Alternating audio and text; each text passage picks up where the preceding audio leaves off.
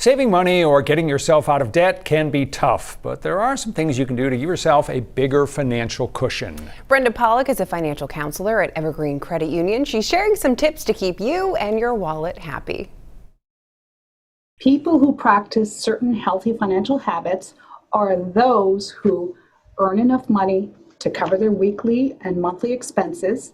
They are debt-free, or they have a manageable amount of debt. They spend money only when they know that when they do, it won't cause them to worry about paying bills. They've established an emergency fund of 3 months of living expenses or more. They invest in themselves so they can retire at a comfortable age.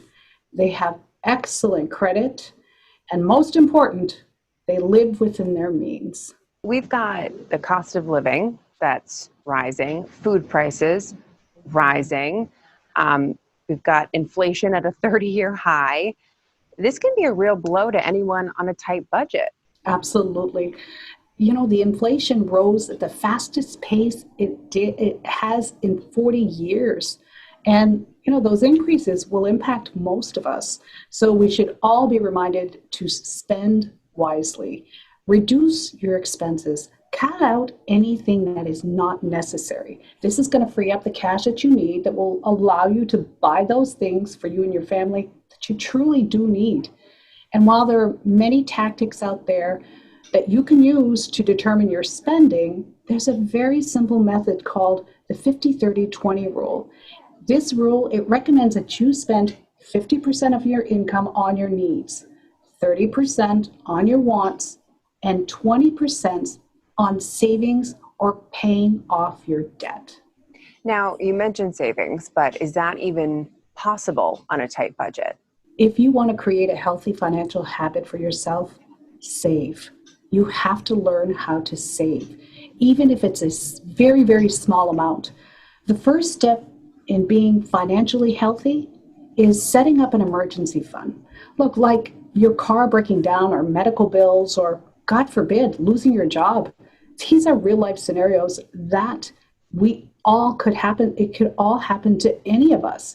So we all need to have some money set aside in an account and start with a small amount of $1,000. So every little bit counts. Saving $50 a month by making your own coffee rather than going to buy the expensive coffee could lead to a $600 savings in just a year. The majority of Americans have debt. Can you have debt and still be financially healthy? Oh, of course. The key is not having more debt than you can manage. One strategy that financial institutions use to assess whether or not you have too much debt is to determine your debt to income, or your DTI ratio. Now, your DTI ratio is the total amount of debt payments divided by your gross monthly income. Now, your gross monthly income is before you pay your taxes. So it's the amount of money you get before taxes. So when you divide that, if your DTI is 30% or less, that's perfect.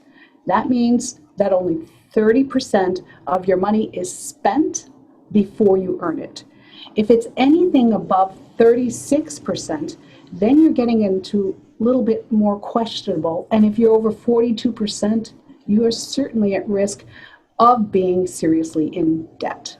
Now, sometimes it just kind of feels like no matter how much effort we put in, it's hard to get ahead. What do you have for tips for those folks? You know, don't be embarrassed, because life happens to everyone. So ask for help. You can go to your bank or your credit union and ask them if they have a program that can assist you. Most of them do, and if they don't, they can recommend someone who can help. Look for a credit counselor or someone who's certified by an accredited organization, like me, for example, through the Credit Union National Association or equivalent. And most importantly, be careful about hiring a debt settlement company to help you with your debts. Many of these companies offering these services are not reputable, and they may cause you more harm than good. We will have all of Pollock's tips for financial wellness on our website and mobile app for you.